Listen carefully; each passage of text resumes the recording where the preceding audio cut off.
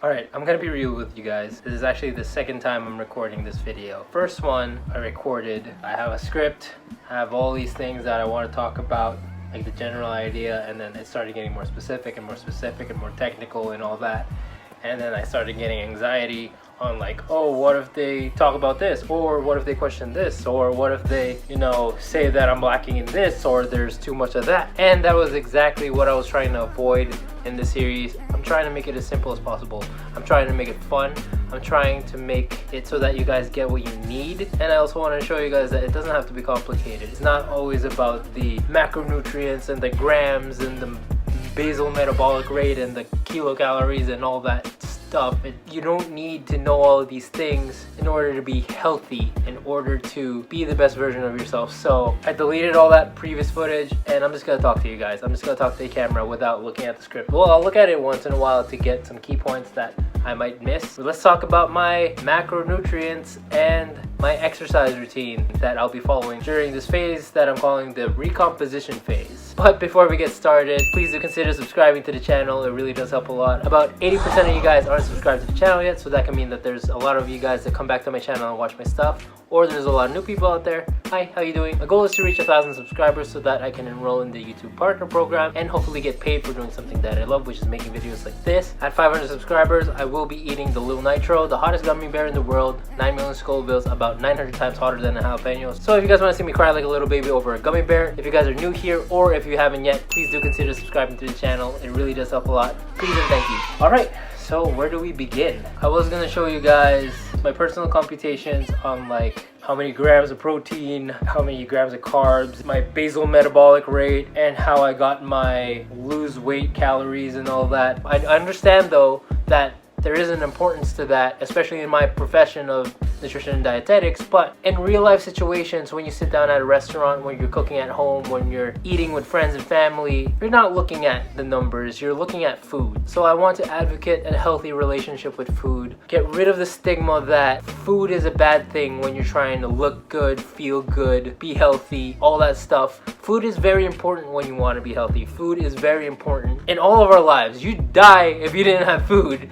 Plain and simple. So why am I gonna add more pressure to what a lot of us are already experiencing as a difficult thing, which is our relationship with food, or the idea behind healthy eating? If you guys want me to teach you like the basic computations on how to get your calories, how much calories you need to eat to lose weight, to gain weight, your macronutrients, all of that technical stuff, leave it in the comments down below. Maybe if there's enough of you guys, I'll make a separate video on how to do all that stuff. I feel like it's really not that necessary for healthy living, okay? So actually I should have done the disclaimer first. Everything that I'm going to talk about now is based on my body, my preference, my habits, my wants, my needs, my own body data and experiences. So just because I say that this is a recommendation, it's not going to work for everyone. Again, nutrition is about specificity. And if you have any underlying disease, conditions, if you're not 100% healthy, it's always best to consult your doctor first before trying any of the recommendations that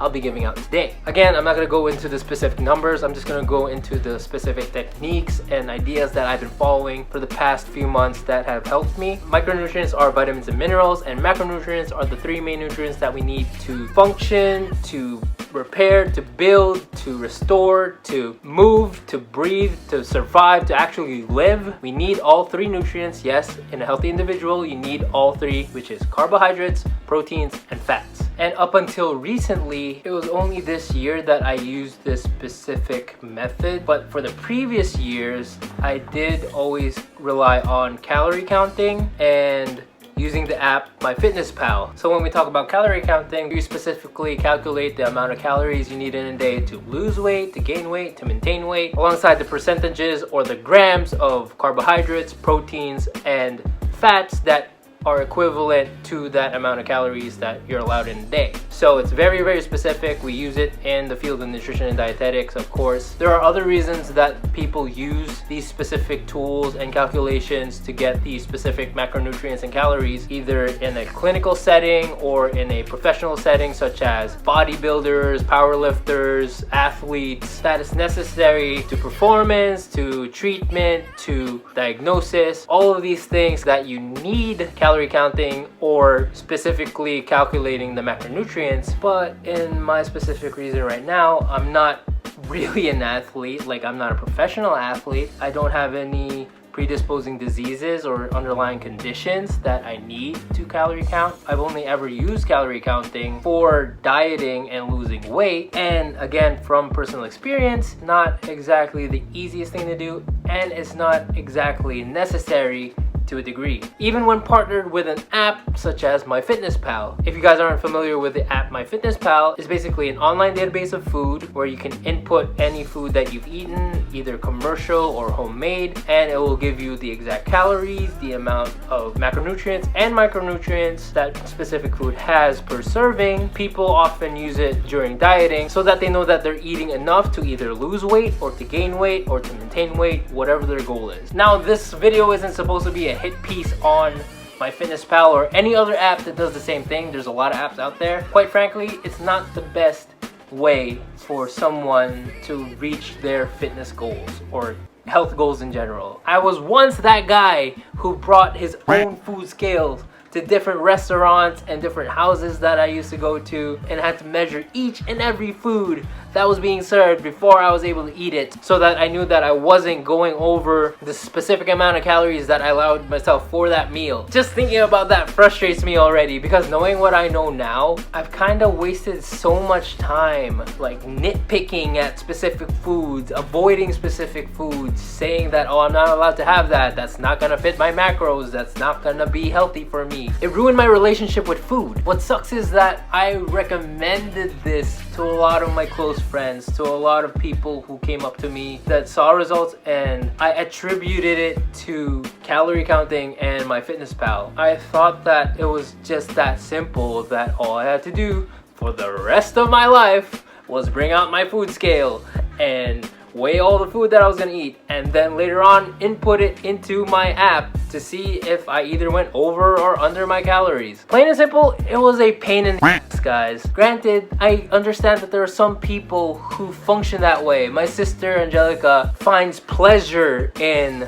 inputting food into an app and then seeing how much food she has left. She kind of gets this feeling of self-control, this feeling of, success, that I hit my calories, I didn't go over. I'm not saying that my experience was totally bad with it. Like I mentioned, I did get results from it, and I understand that there's a lot of people out there that it might be the best thing for them to do calorie counting or using apps like MyFitnessPal. I guess what I'm trying to get at is, long story short, I'm not gonna do that anymore. I feel like now, because of the experiences that I've had, is I am having a better relationship with food that I've ever had, and I'm trying my best to advocate that same feeling, that same idea, that same concept with other people out there who are struggling to find this middle ground with food, or find this sort of connection with food that I really think is important for people to have. So I guess a lot of you guys are now asking, okay, said a lot about what you're not gonna do, you still haven't said what you are gonna do. Maybe some of you guys are not gonna like this, are not gonna want to hear this, probably not gonna believe this, probably not gonna understand it, and that is 100% okay. Again, I'm just one person. This is what worked for me, and I'm not gonna say it's gonna work for you, but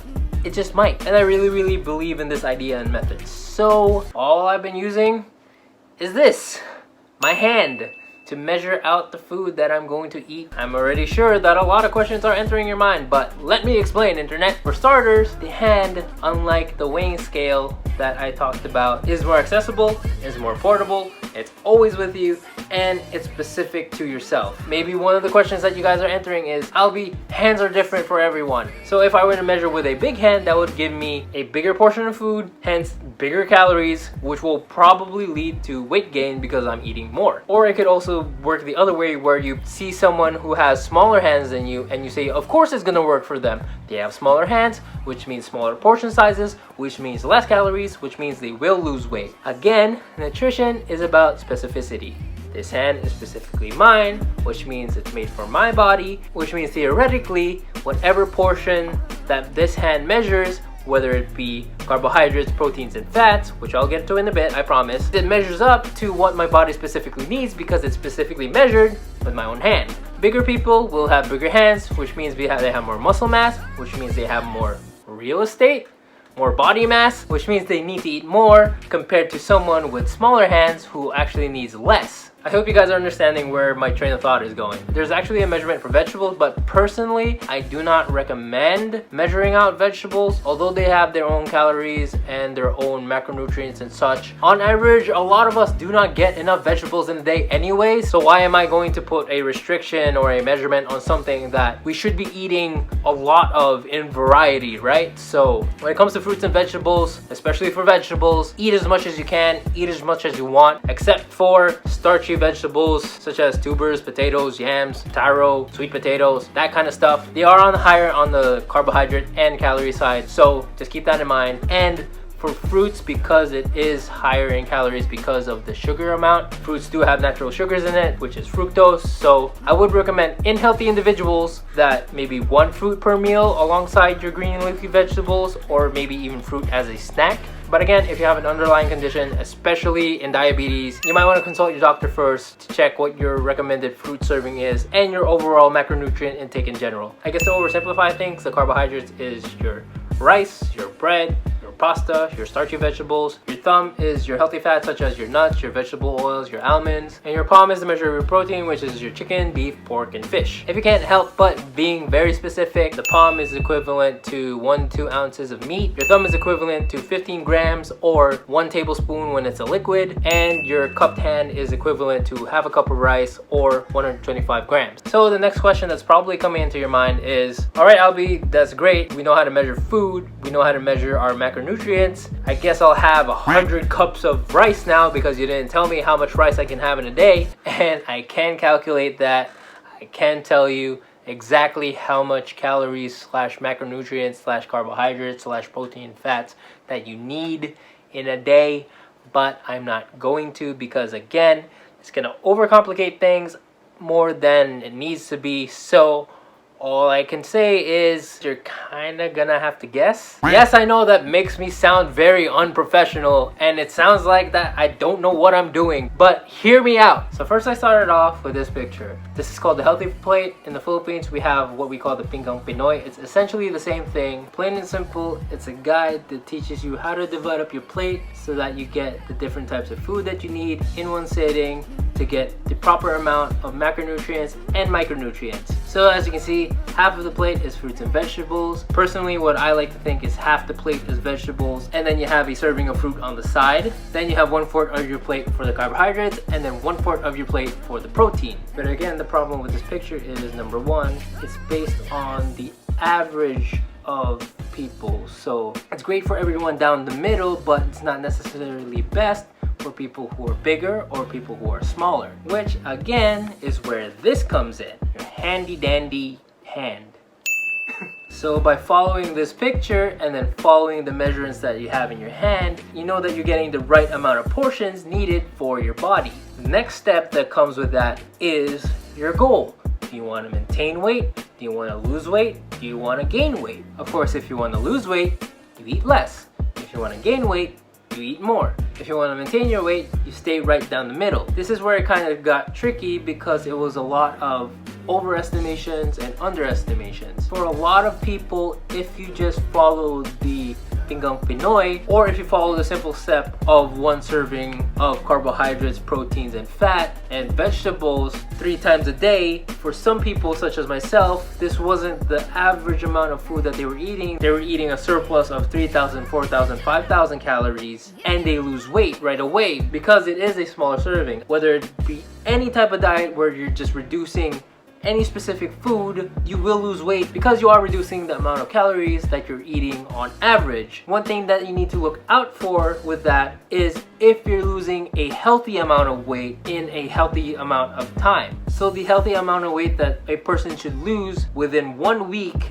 is either 1 to 2 pounds or an estimate of 0.5 to 1 kilogram per week. So if you're losing more than 1 to 2 pounds per week, or if you're losing more than 10 pounds a month, then that might mean you're eating way less than you actually need. That's when you increase your serving sizes. Or the other situation is that you're not seeing enough weight loss, where it's either you're losing less than a pound or you're not losing weight at all. Generally, it just means that you're not in the calorie deficit needed to lose weight, which means you could work out more to expend more energy to be in that calorie deficit and not have to lessen your food, or just lessen your food a little bit, and then eventually you'll start to see that you're losing that 1 to 2 pounds. Me, for example, I'm in a recomposition stage where this means I'm trying to build as much muscle mass as possible while losing as much body fat as possible. Personally, for me, I noticed that there's a small window that I usually have during my diet phase right before I plateau, where I'm able to retain my muscle mass, or even sometimes better, gain muscle mass while losing my body fat. I didn't really notice it as much this year as I did in the previous years, because honestly this year I wasn't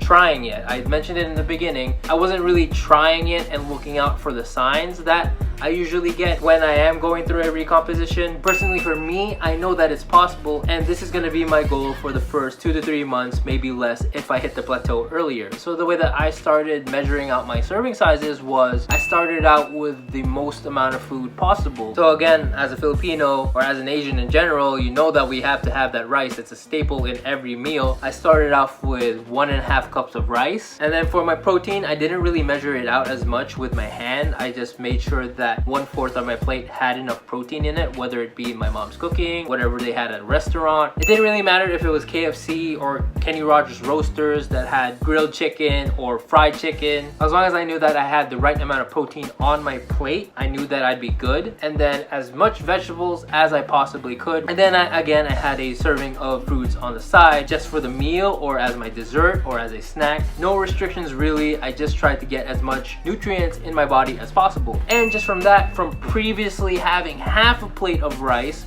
which is what, equivalent to maybe 2 cups of rice, lessening it down to 1.5 cups of rice already reduced the calories that I have on average in that week. And of course, I started to slowly lose weight. I'm not gonna lie, I messed up here and there. Didn't really matter, because the next day I stuck to it. Same amount of servings, 1.5 cup of rice, 1/4 of my plate was protein, and then as much vegetables and fruits as possible. After when I started to stop losing weight, only then did I start to switch things up, which transitions me to the other topic that I need to talk about in this video, which is very weird to switch from one to the other, but then kind of intertwines in the end. Next, I'll be talking about what I've been doing as my workout routine.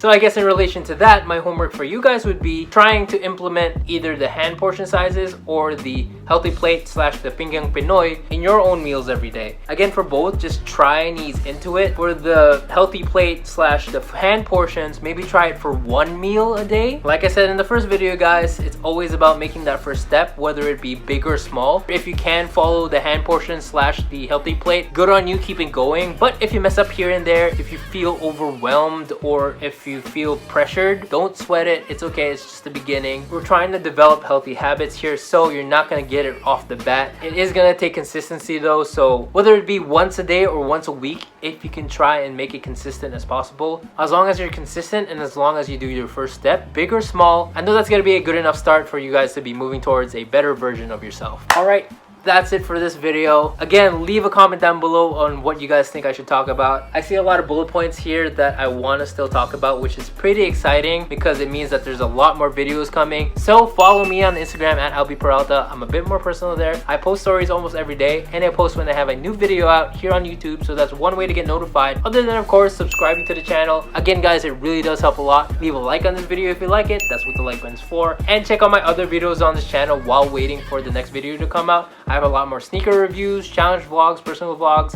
unboxing videos, gaming videos, anything and everything in between will be on this channel. And that is it for this video. I hope you guys enjoyed it. Thank you all for watching, and I'll see you guys when I see you. Bye guys.